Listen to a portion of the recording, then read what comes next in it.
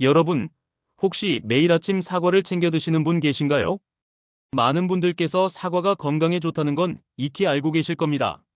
그런데 의외로 상당히 많은 분들이 사과를 어떻게 먹어야 더 큰 이점을 누릴 수 있는지 잘 모르고 계시는 것 같아요.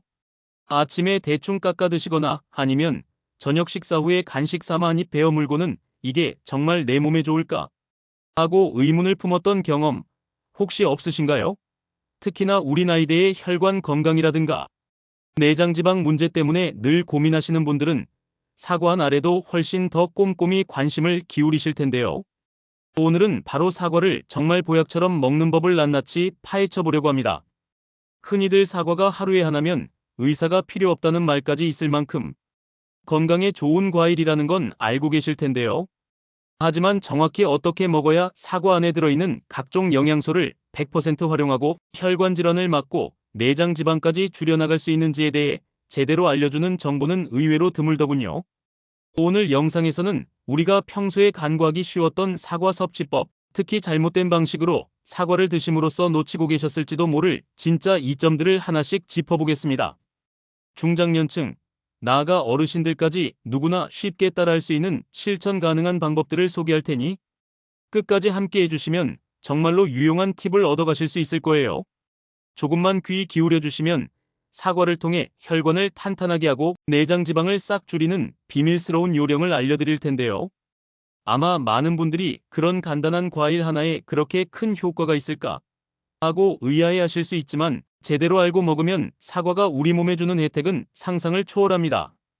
여러분께서는 혹시 사과를 껍질째 드셔야 하는지 아니면 껍질을 깎아야 하는지, 사과씨는 정말 독성이 있는 건지, 사과를 먹는 시간대는 언제가 좋은지, 아니면 어떤 품종과 어떤 숙성도를 가진 사과가 더 건강에 좋은지에 대해 명확하게 아시나요?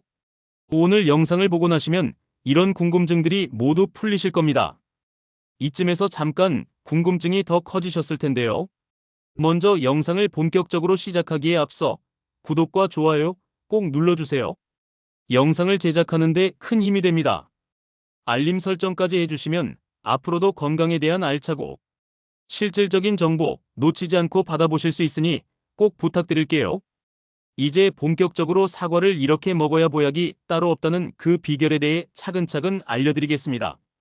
그냥 사과 좋은 거 몰라서 안 먹나 하는 단편적인 이야기가 아니라 구체적으로 우리 몸속에서 어떤 변화가 일어나고 또 왜 그런 변화가 일어나는지를 알기 쉽게 설명해 드릴 테니 기대하셔도 좋습니다.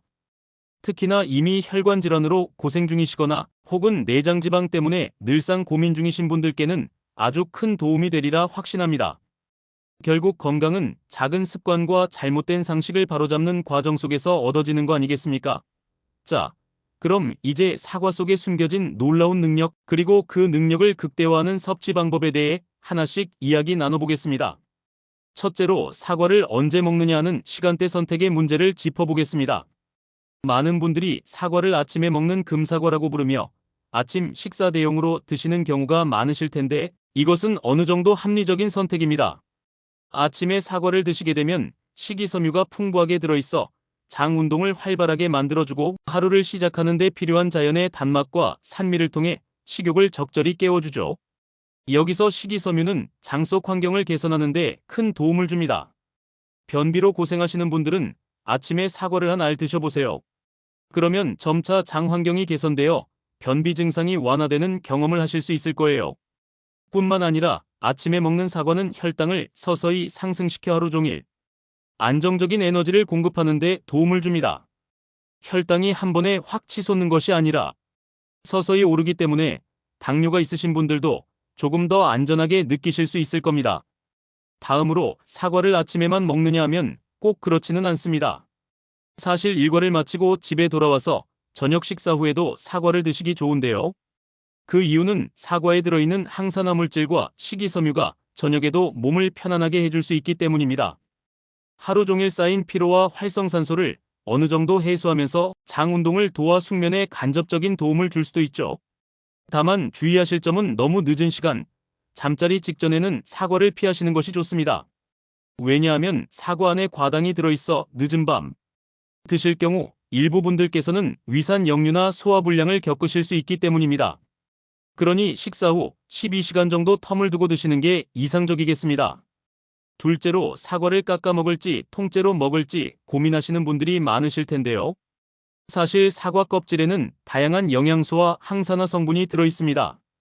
대표적으로 퀘르세틴, 안토시아닌, 카테킨, 클로로겐산 같은 폴리페놀류가 껍질에 특히 풍부한데 이 성분들은 혈관 건강에 탁월한 도움을 줍니다. 즉, 껍질째 드실 때 혈관 기능 개선에 유리한 성분들을 더 충분히 섭취할 수 있다는 뜻이죠. 또한 식이섬유 역시 껍질 부분에 더 몰려있는 경향이 있는데요. 이런 식이섬유는 혈당 관리에도 도움을 주고 내장 지방 감소에도 긍정적인 영향을 미칩니다. 그래서 가능하다면 유기농 또는 잔류, 농약 걱정 없는 깨끗한 사과를 공들여 세척한 뒤에 껍질째 드시는 걸 추천드립니다. 혹여 농약 걱정이 크시다면 사과 세척 전용 브러쉬나 베이킹소다, 식초 등을 활용하셔서 껍질을 꼼꼼히 닦아내시되 가능한 껍질을 버리지 않으시는 게 좋습니다. 물론 껍질 식감이 꺼려지거나 치아가 많이 약하신 어르신들은 살짝 깎아 드셔도 좋습니다. 이럴 때는 완전히 껍질을 다 벗기기보다는 최대한 얇게 깎아내서 가능한 많은 영양소를 남겨두시길 바랍니다. 그리고 만약 치아 문제로 사과를 드시기 어려운 분들은 부드럽게 쪄서 드시거나 사과 퓨레 형태로 섭취하실 수도 있습니다. 이때도 껍질 부분을 최대한 포함시키시면 더 좋다는 점 기억해 주세요. 셋째로 사과씨에 대한 궁금증도 빼놓을 수 없겠죠. 예전부터 사과씨에는 독성이 있어서 먹으면 안 된다는 말이 있었는데요. 사실 사과씨에는 아미그달린이라는 성분이 있어서 다량 섭취 시 청산가리와 유사한 독성을 나타낼 수 있다고 합니다. 하지만 일상적으로 사과를 먹으면서 씨 몇 개를 드셨다고 해서 당장 문제가 되는 건 거의 없습니다. 실제로 사과 한 알에 들어있는 씨를 전부 드신다고 해서 바로 위험한 상황으로 이어지는 건 매우 드뭅니다. 다만 굳이 사과 씨를 일부러 드실 필요는 없으니 불편하다면 씨만 조심스럽게 제거하고 드시면 되겠습니다. 씨를 드신다 하더라도 엄청난 양을 매일 장기간 섭취하지 않는 이상 크게 걱정하실 필요는 없어요. 즉, 씨 때문에 사과를 먹는 걸 기피하실 필요는 전혀 없다는 점, 오히려 씨에 신경 쓰느라 중요한 영양소를 놓치지 않으셨으면 합니다. 넷째로 사과에도 여러 품종이 있고 맛과 식감, 영양소 함량에도 약간씩 차이가 있습니다. 어떤 사과를 고르느냐도 건강에 기여하는 방식이 조금씩 달라질 수 있는데요. 일반적으로 한국에서 많이 드시는 부사나 홍옥, 감홍, 천홍, 써누지 등이 있습니다.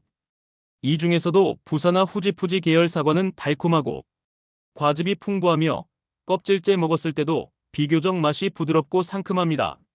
안토시아닌과 같은 색소 성분이 풍부해 혈관 건강에 도움을 주고 특히나 다른 품종보다 오래 저장이 가능해서 사계절 내내 신선한 사과를 드시기에도 용이합니다.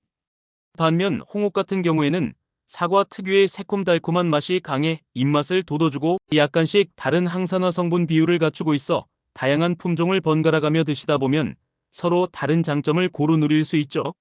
물론 품종보다 더 중요한 것은 신선도와 재배 환경입니다. 너무 오래된 사과나 냉장고 속에서 반쯤 말라버린 사과는 영양소 파괴가 진행되고 맛도 떨어집니다. 가능하다면 제철 혹은 최근에 수확한 신선한 사과를 드시는 게 좋고 농약 사용을 최소화한 친환경 재배 사과나 지역 농가에서 직접 공수해온 사과를 구매하시면 더 좋습니다. 이렇게 품종과 신선도, 재배 환경을 잘 고려하면 같은 사과라도 훨씬 더 큰 건강적 이점을 누릴 수 있게 됩니다. 다섯째로 사과를 드실 때 다른 음식과 함께 먹으면 더 좋은 시너지를 낼 수 있다는 점도 주목하셔야 합니다. 사과 하나만 드시는 것도 충분히 건강에 유익하지만 사과의 장점을 극대화하기 위해 다른 식재료를 곁들여 볼 수도 있죠. 예를 들어 사과를 견과류와 함께 드신다면 어떨까요? 견과류에는 불포화 지방산이 풍부하고 특히 오메가3라고 알려진 오메가-3 지방산도 함유하고 있어 심혈관 질환 예방에 탁월한 도움을 줍니다. 이때 사과가 제공하는 풍부한 식이섬유와 항산화, 물질이 견과류의 좋은 지방산과 어우러지면 혈관 속 염증 감소와 콜레스테롤 조절에 시너지가 나타날 수 있습니다. 또한 사과를 요거트와 함께 드시는 분들도 계신데 이는 장내 유익균을 늘려 소화기 건강을 개선하고 면역력을 높이는 효과가 있을 수 있습니다. 사과의 식이섬유가 유산균의 먹이가 되어 장내 환경을 더 풍성하고 건강하게 만드니 평소 변비나 장 트러블로 고민하는 분들께 특히 좋은 조합이라 할 수 있겠습니다. 여섯째로 사과를 말리거나 즙으로 내어 드시는 경우도 있지요. 말린 사과칩이나 사과즙, 사과주스 형태로 섭취하는 것도 나름의 장점과 단점이 있습니다. 말린 사과칩은 간편하게 휴대하고 드실 수 있으며 농축된 식이섬유를 제공하는 동시에 쫄깃한 식감으로 간식 대용으로 안성맞춤입니다. 하지만 말리는 과정에서 일부 비타민이 손실될 수 있고 너무 과도하게 섭취하면 혈당을 급격히 올릴 수 있으니 적당히 드시는 것이 좋습니다. 반면 사과즙이나 사과주스는 간편하지만 껍질을 제거하고 즙만 내는 과정에서 식이섬유나 일부 영양소가 손실됩니다. 또 주스 형태는 액체로 당류를 섭취하기 때문에 혈당 상승 속도가 빠를 수 있습니다. 따라서 사과주스보다는 통째로 먹거나 갈아 마시더라도 가능하면 껍질까지 함께 넣어주시는 것이 식이섬유 섭취를 높이는 비법입니다. 만약 치아가 불편하시거나 삼키기 힘드신 분이라면 사과를 부드럽게 삶아 사과 퓨레 형태로 드시는 것도 한 방법입니다. 이 경우에도 껍질 부분을 최대한 사용하시면 식이섬유와 항산화 성분 섭취에 유리하다는 점 다시 한번 강조드리고 싶습니다. 일곱째로 사과 섭취가 내장 지방에 미치는 영향에 대해서 조금 더 깊이 살펴보겠습니다. 내장 지방은 혈관 건강과 밀접한 관련이 있어 중장년층에게 특히 중요한 문제입니다. 사과에 포함된 풍부한 식이섬유, 특히 페캅틴팩턴 같은 수용성 식이섬유는 장내에서 젤 형태로 변하면서 포만감을 지속시키고 혈당과 콜레스테롤 수치를 안정적으로 관리하는 데 도움을 줍니다. 이는 결국 체지방 축적을 억제하는 데 유리한 환경을 조성합니다. 또 사과에 함유된 폴리페놀 성분은 장내 유익균 증식을 돕고 염증성 지표를 낮춰 대사증후군 개선에 긍정적인 작용을 할 수 있습니다. 즉 사과를 꾸준히 섭취할 경우 단순히 칼로리를 줄이고 포만감을 유지하는 것을 넘어 장내 환경 개선과 대사, 균형 회복에 기여해 내장지방 관리에도 큰 도움을 줄 수 있는 것이죠. 여덟째로 사과가 혈관 건강에 주는 혜택을 조금 더 구체적으로 이야기해 보겠습니다. 사과에 함유된 다양한 항산화 물질, 특히 퀘르세틴과 같은 플라보노이드류는 혈관 내피세포 기능 개선에 도움을 주며 염증을 줄이고 혈관 경화를 막는 데 기여합니다. 혈관이 건강해진다는 것은 결국 고혈압, 동맥경화, 심근경색, 뇌졸중 같은 심각한 질환들을 예방하는 데 필수적입니다. 사과를 꾸준히 섭취한다면 혈액순환 개선에 도움을 주어 손발저림 증상, 쉽게 피로해지는 현상 등도 완화될 수 있습니다. 특히 중장년층 이후로는 혈관 탄력과 혈류량이 줄어드는 경향이 있는데 사과 속 이런 항산화 성분들이 그 감소 속도를 늦춰주고 더 나아가 개선시키는 데도 일조할 수 있습니다. 아홉째로 사과 섭취가 뇌 건강에 미치는 영향도 빼놓을 수 없습니다. 나이가 들어가면서 많은 분들이 기억력 감퇴나 집중력 저하를 느끼곤 합니다. 이때 사과가 도움을 줄 수도 있습니다. 사과에 함유된 항산화 물질은 뇌신경세포를 손상시키는 활성산소를 줄이고 염증 반응을 억제하여 뇌 건강에 긍정적인 영향을 줄 수 있습니다. 또한 사과 속의 비타민C, 식이섬유, 일부 미네랄들은 뇌 혈류 개선에 도움을 주고 결과적으로 뇌기능 유지에 기여할 수 있죠. 물론 사과만 먹는다고 치매 예방이 되는 것은 아니지만 균형 잡힌 식습관과 더불어 사과를 매일 적정량 섭취하는 것은 두뇌 건강을 유지하는 작은 버드임이 있는 생활 습관이 될 수 있습니다.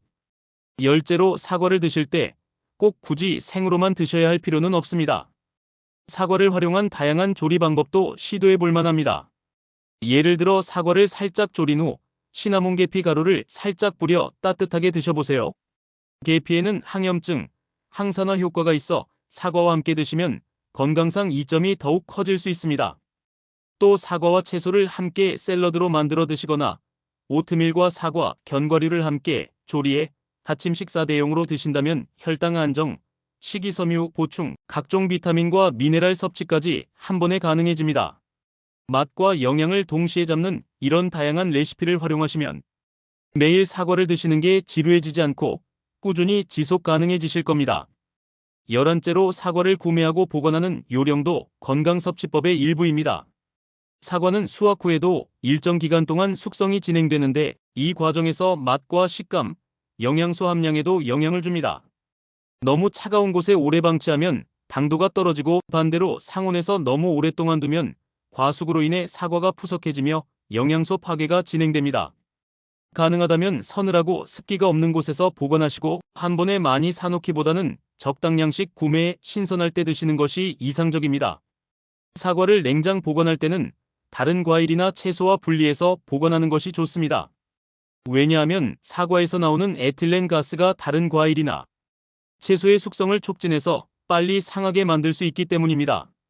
사과를 신선한 상태로 오래 유지하는 것이 결국 우리가 섭취할 영양소의 질을 높이는 첫걸음이 됩니다. 12째로 사과에 포함된 다양한 비타민과 미네랄에 대해 좀 더 구체적으로 알아볼 필요가 있습니다.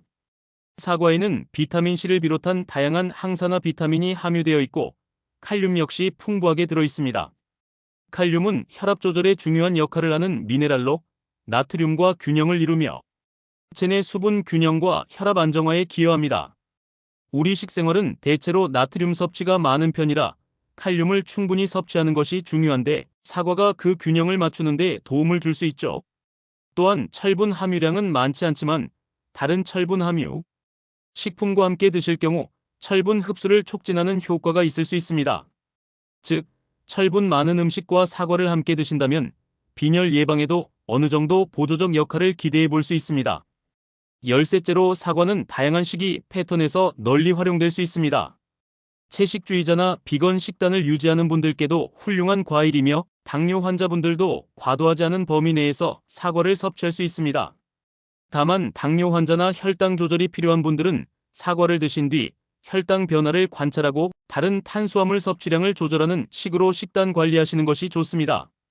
사과는 혈당 지수가 비교적 낮은 편이며 식이섬유 함량이 높아 혈당 변화폭을 줄이는 데 도움이 되기 때문이죠. 허기가 질 때 빵이나 설탕 덩어리, 과자 대신 사과를 하나 선택해 보신다면 혈당 조절에 훨씬 더 유리한 식습관을 형성하실 수 있습니다. 14째로 많은 분들이 잘못 알고 있는 한 가지 사실은 사과는 그냥 예전에 우리 조상들도 그냥 깎아 먹었지 뭘 더 복잡하게 생각해 하는 태도입니다. 하지만 과학이 발전하면서 우리가 먹는 음식의 영양소 배치와 섭취 방식에 따라 우리 몸속 생리적 반응이 어떻게 달라지는지 점점 더 명확히 알게 되었죠. 사과도 예외가 아닙니다.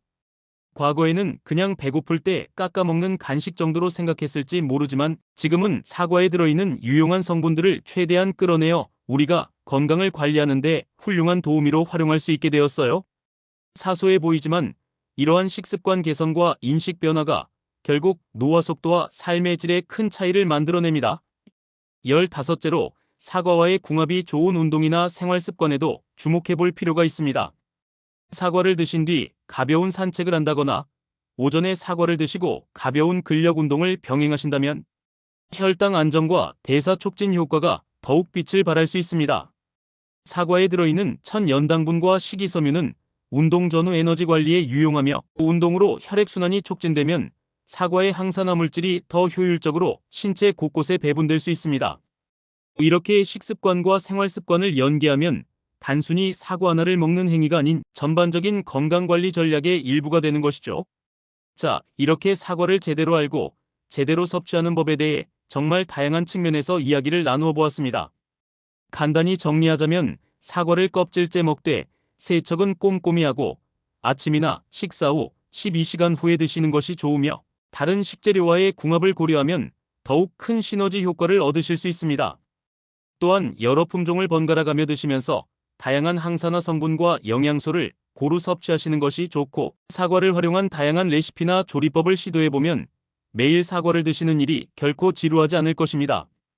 무엇보다 사과는 혈관 건강과 내장 지방 관리에 큰 도움을 줄 수 있어 중장년층에게 특히 유용한 과일이라는 점을 기억해 주세요. 이런 작은 변화와 올바른 식습관이 하나씩 쌓여서 결국 더 건강하고 활기찬 삶을 누릴 수 있는 바탕이 됩니다. 여러분 모두 오늘 영상에서 얻어가신 정보로 사과를 드실 때 조금 더 의식적으로 조금 더 꼼꼼히 즐겨보시는 건 어떨까요? 아마도 몇 주, 몇 달 뒤에는 사과 하나 바꿨을 뿐인데 몸 상태가 훨씬 좋아졌어라는 놀라운 경험을 하실 수도 있습니다. 우리 모두 건강한 식탁, 건강한 몸, 그리고 건강한 삶을 함께 만들어 나가보면 좋겠습니다. 긴 시간 함께 해주셔서 감사합니다.